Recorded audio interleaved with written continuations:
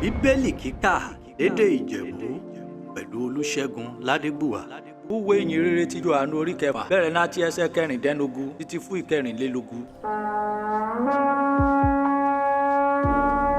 Náà dé ilẹ̀ Dẹ̀ṣù, àwọn ọmọ ẹ̀yìn Jésù yìí lọ sínú òkun, wọ́n ẹ̀wọ́ ọkọ̀ láti ré kọjá òkun lọ sí Kápánọ́mù. Bẹ́ẹ̀ kẹ̀dẹ̀rẹ̀ òkùnkùn ti kù. Jésù kẹ̀dẹ̀ ìtùfù ọ̀dọ̀run wọn. Kí ó pin máa rúgùdù Júdà wùjì lílérè mú fẹ́. Náà dé rán dẹ́wà ọkọ̀ òbí ìwọ̀n fọlọ́ngì mẹ́ẹ̀ẹ́dọ́gbọ̀n tàbí ọgbọ̀n. Wọ́n ìrí Jésù bò ti mìíràn lórí òkun. Ní gẹlẹ́rùn kú dẹ̀. Bí Jésù sùn mọ́ ọkọ̀ ojú omi ran ọmọ ẹ̀yìn rẹ̀ bá nù rẹ̀. Kẹ́rù ìbá wọn. Júdà náà bí Jésù ìdáhùn ọ̀fọ̀. Èmi rọ̀ǹga ẹ má bẹ̀rù. Kàn ìfi ayọ̀ gbà sínú ọkọ̀ wọn. Àfúyà orí ọkọ̀ náà dẹ̀ fúulẹ̀. Ibi ràn lọ́gẹ̀lẹ̀. Ọjọ́ kejì náà dé ran àwọn ènìyàn rè ròdo lé apá kejì òkun rí ọ̀fọ̀. Èso ọkọ̀ ọmọrẹ̀ ńlẹ̀ yàtọ̀ sí rí àwọn ọmọ ẹ̀yìn Jésù ti wọ̀. Àti ọ̀fọ̀ Jésù bá àwọn ọmọ ẹ̀yìn rẹ̀ wọnú ọkọ̀ ojú omi náà. Ṣùgbọ́n wọ́n rí ọ̀fọ̀ ọmọ ẹ̀yìn Jésù nìkan rí tibẹ̀ kù. Ṣùgbọ́n àwọn ọkọ̀ ojú omi òmùràn ti Tiberiaba láti ibi wọn ti gbé jẹ́ àkàrà. Lẹ́yìn rí Jésù dúpẹ́. Júdà náà dé ran àwọn ènìyàn dẹ̀ rí ọ̀fọ̀. Jésù sì ní òró bẹ́ẹ̀ lábẹ́ àwọn ọmọ ẹ̀yìn rẹ̀. Àwọn pẹ̀lú wọ́n ìkọ̀kọ̀sọ inú ọkọ̀ lọ sí Kápánọ́mù láti wá Jésù. Olódùmarè kò búùsì gbígbọ́ àti kíkà ọ̀rọ̀ rẹ̀. Àmín.